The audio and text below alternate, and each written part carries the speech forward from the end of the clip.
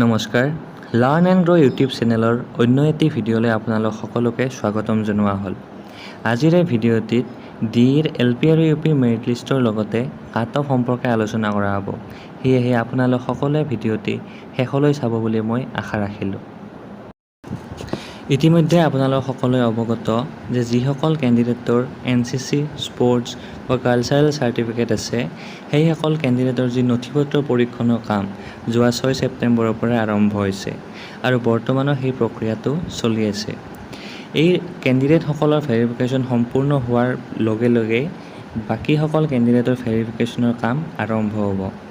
যিহেতু এইবাৰ extra certificate থকা কেণ্ডিডেটসকলক এক্সট্ৰাকৈ ভেৰিফিকেশ্যনৰ কাৰণে মতা হৈছে, সেয়েহে যি ভেৰিফিকেশ্যনৰ কাম, যি ভেৰিফিকেশ্যনটোৰ প্ৰক্ৰিয়া সেইটো অলপ দীঘলীয়া হ'ব। সেয়েহে মেৰিট লিষ্ট ওলোৱাৰ ক্ষেত্ৰতো অলপ পলম হোৱাৰ সম্ভাৱনা আছে। তথাপিও যদি ভেৰিফিকেশ্যনৰ কামখিনি যদি অক্টোবৰ মাহৰ প্ৰথম ভাগতে সম্পূৰ্ণ হয়, তেতিয়াহ'লে first provisional merit list November মাহৰ প্ৰথম ভাগতে ওলোৱাৰ সম্ভাৱনা থাকিব।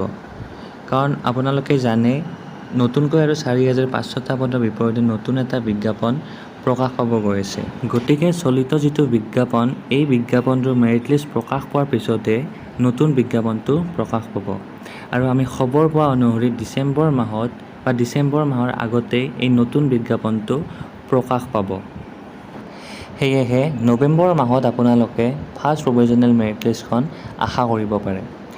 আৰু যদি এই চলিত বিজ্ঞাপনটোৰ কাট অফৰ কথা ক'বলৈ যাওঁ, তেতিয়াহ'লে এইবাৰ যিটো বিজ্ঞাপন, এই বিজ্ঞাপনটোৰ কাট অফ পূৰ্বৰ বিজ্ঞাপনৰ তুলনাত যথেষ্টখিনি কম হ'ব। ইয়াৰ কাৰণ বহুকেইটা আছে।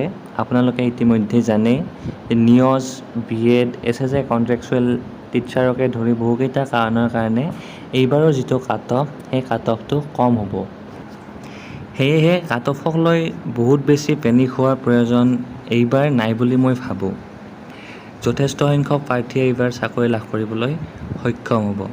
আৰু যিহেতু নতুন এটা বিজ্ঞাপন প্ৰকাশ পাবলৈ গৈয়ে আছে, সেই বিজ্ঞাপনটোত ৰৈ যোৱা প্ৰাৰ্থীৰ লগতে নতুনকৈ চিটেট উত্তীৰ্ণ হোৱা প্ৰাৰ্থীসকলে পুনৰ আবেদন কৰাৰ সুযোগ পাব।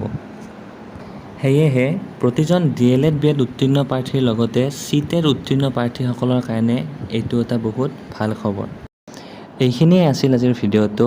এই ভিডিঅ'টোৱে যদি আপোনাক সামান্য পৰিমাণে হ'লেও উপকৃত কৰিছে বুলি ভাবিছে, তেতিয়াহ'লে চেনেলটো ছাবস্ক্ৰাইব কৰাৰ লগতে নিজৰ মন্তব্যটো কমেণ্ট বক্সত আগবঢ়াব। ধন্যবাদ।